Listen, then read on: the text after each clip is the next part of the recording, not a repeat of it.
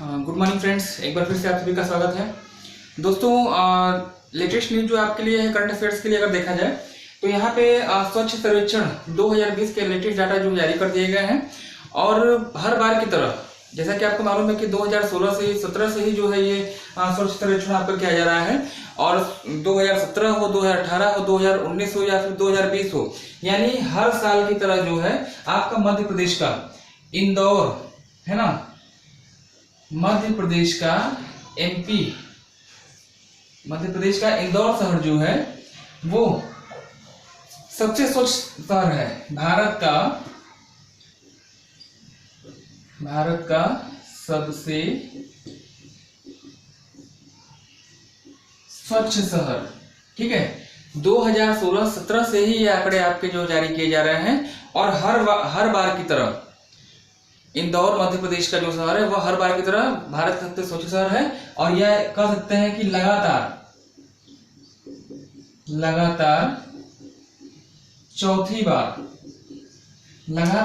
बार जो है मध्य प्रदेश ने यह खिताब जो है जीता है, ठीक है। दूसरे या तीसरे नंबर की अगर बात करिएगा तो गुजरात का जो सूरत शहर है,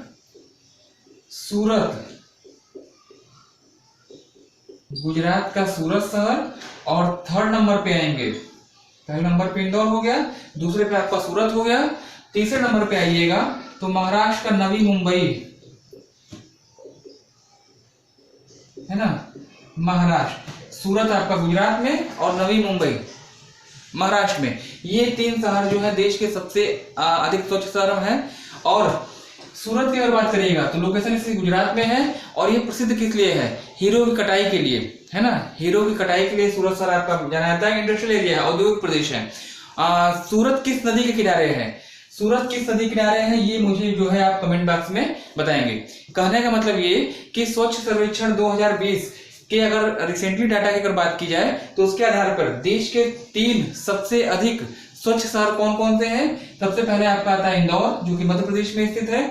इसके बाद आपका सूरत है जो कि गुजरात में स्थित है। और तीसरे नंबर पर जो है मुंबई है, नवी मुंबई, जो कि महाराष्ट्र में स्थित है, ठीक है।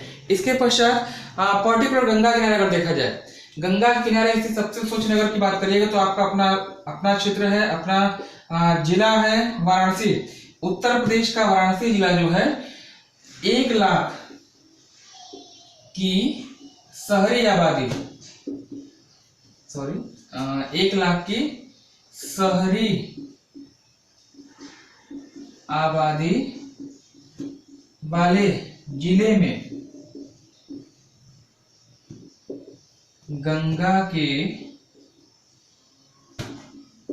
किनारे पर स्थित सबसे स्वच्छ नगर है। कई नगर आपके यूपी के 28 जिले जो है वो गंगा किनारे स्थित हैं। तो ऐसे जिले जिनकी शहरी आबादी 1 लाख से ऊपर है, उनकी अगर रैंक तैयार की जाए तो वाराणसी को, जो कि प्रधानमंत्री का संसदीय क्षेत्र है, 1 लाख की आबादी में सर्वाधिक गंगा के किनारे पर स्थित सबसे स्वच्छ नगर वाराणसी को दिया गया है। पूरे अगर ऑल यूपी में अगर बात की जाए, है ना, पूरे यूपी में अगर बात की जाए तो वाराणसी की स्थिति जो है 6ठे नंबर पे है ना।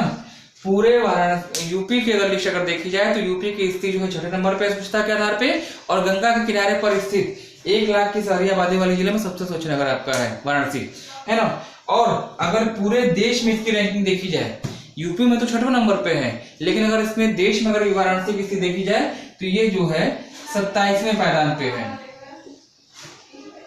27वां स्थान पूरे देश में इसकी स्थिति है ना। गंगा के किनारे स्थित महत्वपूर्ण नगरों की अगर एक रैंक देखी जाए तो सबसे पहले आपका जो आता है वाराणसी, है ना। वाराणसी के बाद कानपुर के बाद जो आपका है मुंगेर आपका पड़ता है बिहार में। वाराणसी, कानपुर, मुंगेर के बाद आ जाइए प्रयागराज, मतलब इलाहाबाद। और इसके बाद एक शहर आपका पड़ता है उत्तराखंड का हरिद्वार, है ना। गंगा के किनारे स्थित स्वच्छ नगरों की लिस्ट में देखा है तो पहले पांच स्थान पे कौन कौन है। सबसे पहले आपका आता है वाराणसी के बाद कानपुर नगर, फिर आपका मुंगेर जो कि बिहार में पड़ता है, फिर प्रयागराज है, और प्रयागराज के बाद जो है हरिद्वार की स्थिति आती है ना। चलिए इतनी चीजें आप पहले नोट कर लीजिएगा, फिर आगे बढ़ा जाए। स्क्रीनशॉट ले लीजिए। देखिए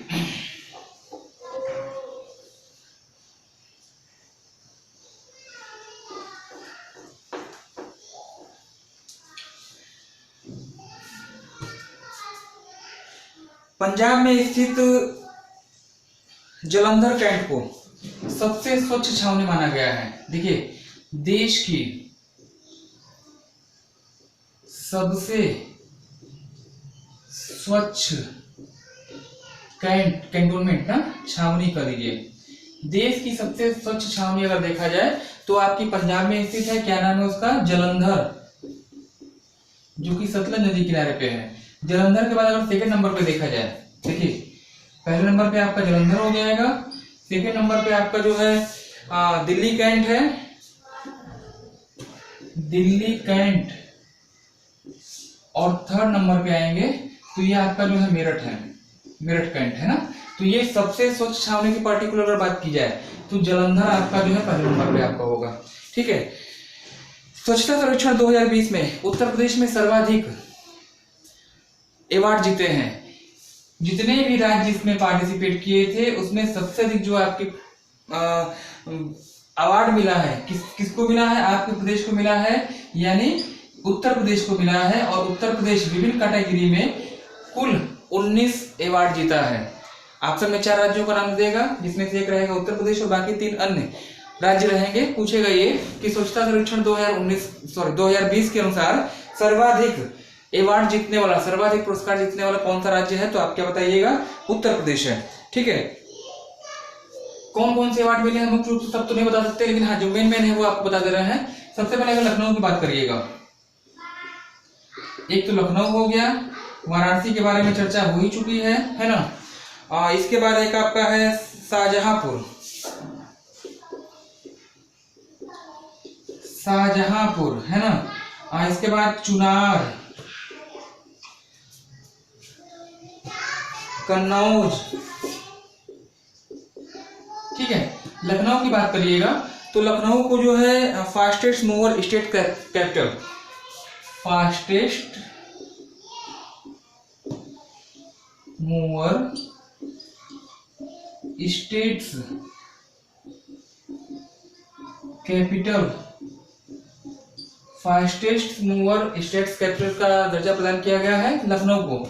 वाराणसी के बारे में हमने पहले आपको बता दिया था कि 1 लाख से अधिक की आबादी वाले जितने भी नगर है गंगा किनारे पे स्थित, इनको सबसे पहला स्थान वाराणसी को मिला है। शाहजहांपुर सर्वाधिक जन भागिता वाले, सबसे ज्यादा जन सहभागिता के लिए पुरस्कृत किया गया है शाहजहांपुर को, सर्वाधिक जन सहभागिता हेतु पुरस्कृत। और कन्नौज और चुनार जो है यह भी गंगा किनारे स्थित महत्वपूर्ण नगर है। ठीक है। तो ये रहा एक छोटा सा वीडियो जिसमें कि स्वच्छ सर्वेक्षण 2020 के बारे में बताया गया है। और एक खबर से हट के आपको बता दें, नेपाल में एक स्थान पड़ता है धनुषा। नेपाल के धनुषा नामक स्थान पे जो है एक सुनहरे कछुए का जन्म हुआ है। लेटेस्ट न्यूज है आपकी, नेपाल के धनुषा नामक स्थान पे सुनहरे कछुआ जन्म हुआ है। और वहां के जो स्थानीय लोग हैं इस सुनहरे कछुए को विष्णु का अवतार मान के लोग विभिन्न जिलों से जो है दर्शन करने के लिए आ रहे हैं। तो ये धनुषा प्लेस को याद रखिएगा। सुनहरा कछुआ क्यों हुआ? क्योंकि इसकी जीन मॉडिफाइड होता है कि जीन में परिवर्तन के कारण जो है उसका रंग कैसा हो गया? गोल्डन हो गया था। तो इसको जो विष्णु का अवतार माना जा रहा है ना। जो आपका मिथिला वन्यजीव संरक्षण जो है इस कछुए को एक प्रजाति बता रहा है। इसकी प्रजाति भारतीय फ्लैग कछुआ, इसकी पहचान जो है भारतीय फ्लैग कछुए के रूप में की गई है मिथिला वन्यजीव प्राधिकरण के द्वारा। तो ये छोटा सा वीडियो रहा जिसमें कि आज की जो महत्वपूर्ण घटनाएं थी। मिलते हैं अगले वीडियो में। धन्यवाद।